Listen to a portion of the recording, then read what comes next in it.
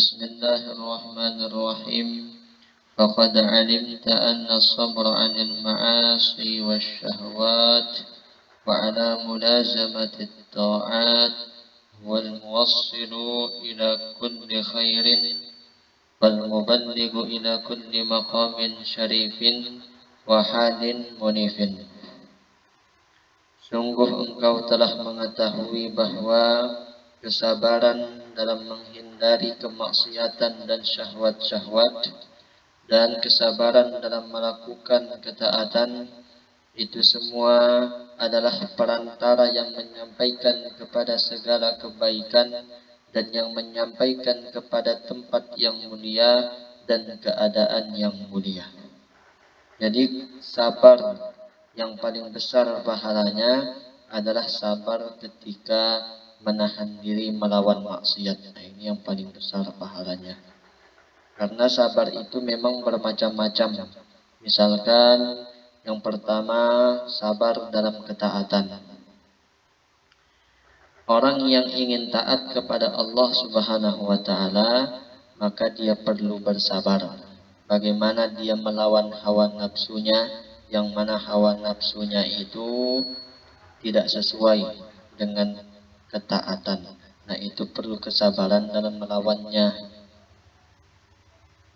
Nah, misalkan sabar dalam hal ibadah, berpuasa. Nah, itu perlu kesabaran. Bagaimana dia menahan lapar, bagaimana dia menahan haus, bagaimana dia bermujahadah melawan nafsunya, menekan nafsunya, menekan keinginan-keinginan syahwatnya. Nah, itu diperlukan ada kesabaran di situ. Jadi bagaimana ketaatan yang kita lakukan itu sehingga bernilai yang tinggi, bernilai yang berkualitas, maka di situ pun ada kesabaran yang harus ada. Misalkan ketika membaca Al-Quran, bagaimana membaca Al-Quran ini agar bacaannya itu nilainya, pahalanya tinggi, maka ada kesabaran, yaitu dengan cara perhatikan huruf-hurufnya, panjang pendeknya, kemudian berusaha untuk dipahami per kata maupun per kalimat. Atau bahkan mungkin bisa dengan melihat terjemahnya. Nah, itu dibaca pelan-pelan saja. Yang penting sabar, sehingga nanti menghasilkan nilai bacaannya lebih baik dibandingkan dengan ketika dia tidak sabar, ingin cepat membaca Al-Quran tapi tidak memahami maknanya. Nah, pahala yang sedikit tapi memahami maknanya itu karena kesabaran yang ada di situ, nah itu lebih besar pahalanya. Nah, kemudian sabar yang kedua yaitu sabar dalam hal terkena musibah.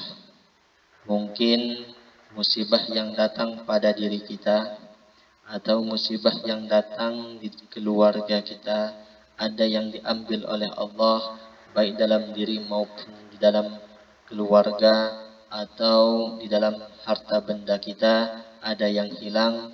Nah, itu semua musibah-musibah seperti itu perlu ada kesabaran di situ. Nah, itu sabar yang kedua.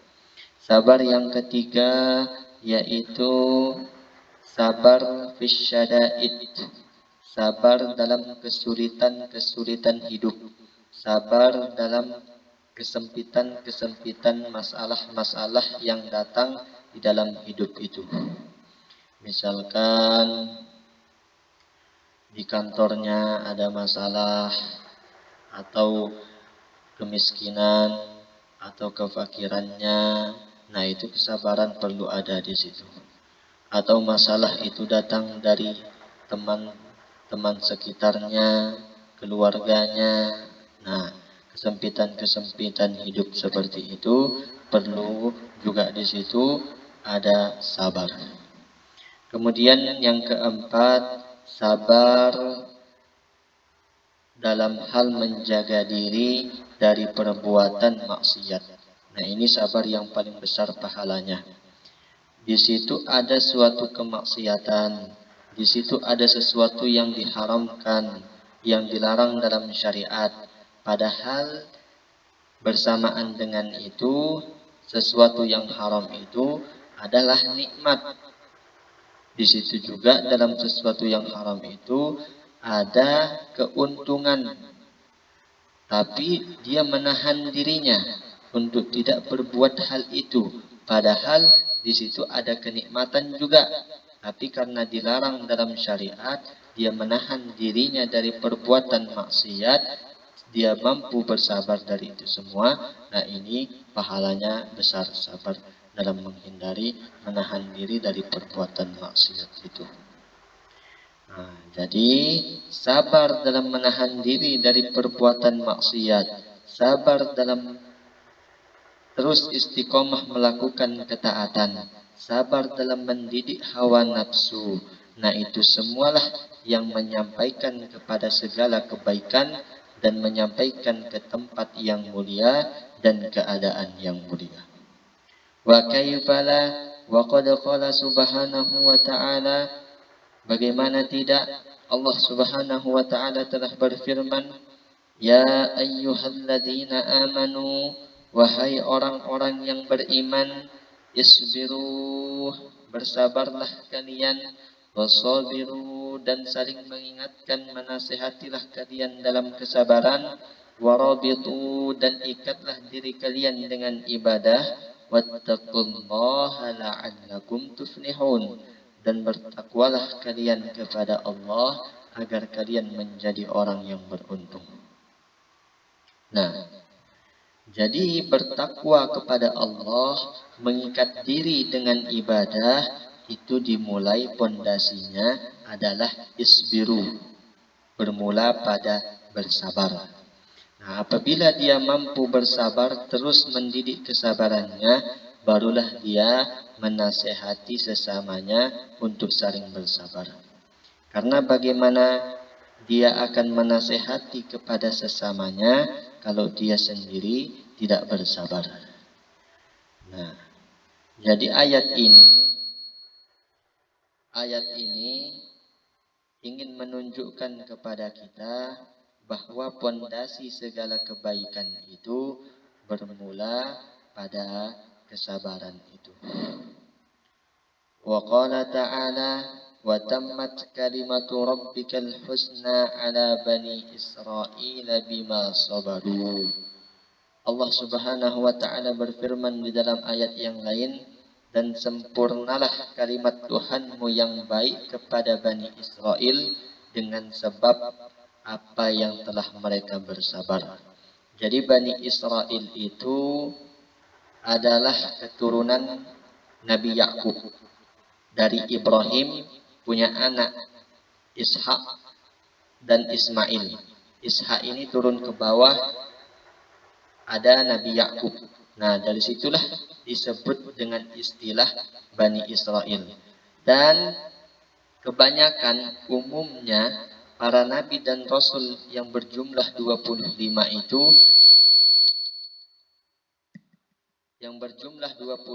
itu, pada umumnya diambil dari kalangan paling banyak Bani Israel ini. Kalau Nabi Muhammad, dia nanti jalurnya dari Ismail. Nah, nabi-nabi yang lain itu dari kalangan Bani Israel. Nah, itu paling umumnya nabi. Nah, itu kelebihan yang Allah berikan kepada Bani Israel. Dengan apa? Dengan sebab mereka bersabar. Nah, ini kesabaran itu. Waqala, dan Allah Subhanahu wa taala juga berfirman, wa ja'alnahum a'immatan yahduna bi amrina lamma sabaru wa kanu bi ayatina yuqinun. Dan kami jadikan mereka satu pemimpin yang mengajak dengan perintah kami tatkala mereka bersabar, dan mereka itulah dengan ayat-ayat kami mereka yakin. Nah, Jadi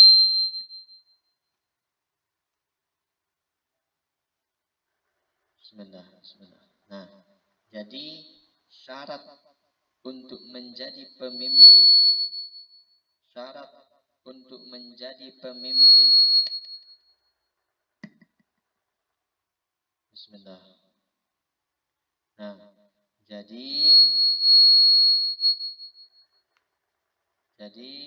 syarat untuk menjadi pemimpin yang memerintahkan dengan perintah kami itu, kata Allah, lamma sabaru, tatkala mereka itu bersabar. Allah menjadikan kepemimpinan yang bisa membawa umat, yang bisa membawa petunjuk kepada umat. Syarat yang pertama, orang itu harus bersabar. Nah, itu kalau mau jadi pemimpin. Jadi semua kedudukan dalam agama itu pasti di dalamnya ada yang namanya sabar. Orang yang ingin bertaubat perlu sabar. Orang yang zuhud, meninggalkan yang halal demi tidak sibuk nanti dengan urusan dunia, hanya sibuk dengan Allah. Nah, itu juga perlu kesabaran. Orang yang wara perlu kesabaran juga.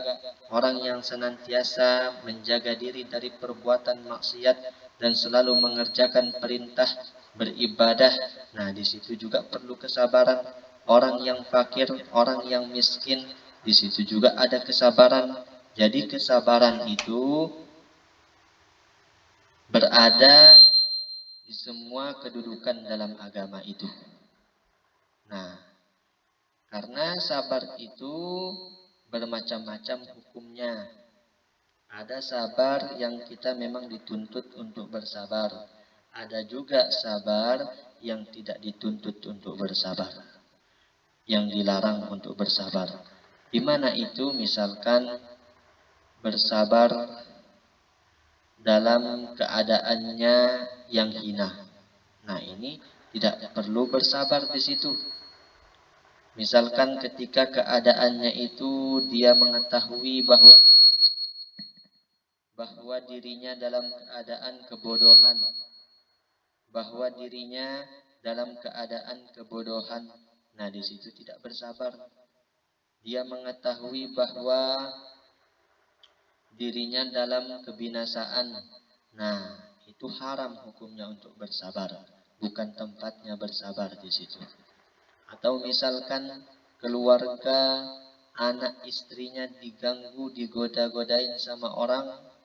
Nah, dia bilang, bersabar aja. Nah, itu bukan tempatnya bersabar seperti itu. Yang di situ bukan lagi dibutuhkan sabar ketika keluarga, istri, anaknya diganggu oleh orang, digoda oleh orang. Di situ bukan sabar, tapi di situ yang perlu adalah ghirah, rasa cemburu.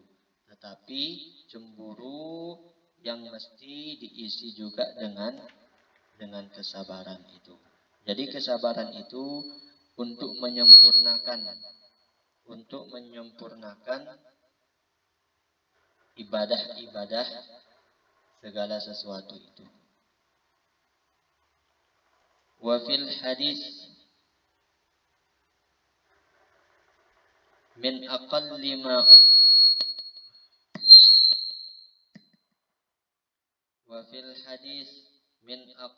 ma utitum al-yaqinu wa azimatus sabr.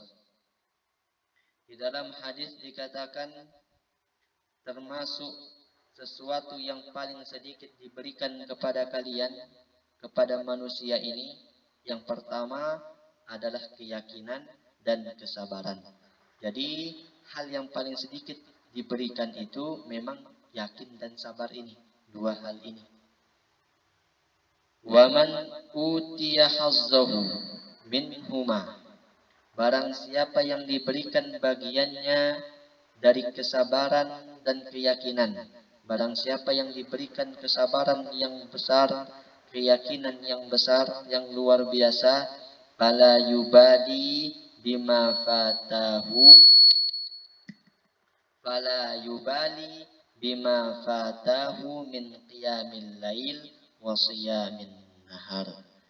Maka Allah tidak peduli dengan apa yang luput daripadanya berupa sholat malam dan puasa di siang hari. Nah, ini tingginya nilai kesabaran dan keyakinan itu. Orangnya tidak puasa sunnah, orangnya tidak bangun malam, tidak bangun tahajud, tapi kalau masalah kesabaran, kalau masalah keyakinan, dia nomor satu. Nah, maka dengan sebab dua hal itu, itulah yang mengangkat derajatnya menjadi orang yang mulia di sisi Allah Subhanahu wa Ta'ala. Dia nggak banyak wiridnya, nggak banyak amalan-amalannya, tapi kesabarannya tinggi, keyakinannya tinggi. Maka dengan dua hal itu, dia menjadi orang yang sangat tinggi, menjadi orang yang sangat mulia di sisi Allah Subhanahu wa Ta'ala. Fala yubali bima fatahu min qiyamil lail wa siyamin nahar. Nah, itu tentang kesabaran, bagaimana nilainya sabar yang sangat tinggi itu. Sampai sini dulu, nanti dilanjut faslun wallahu subhanahu wa ta'ala a'lam.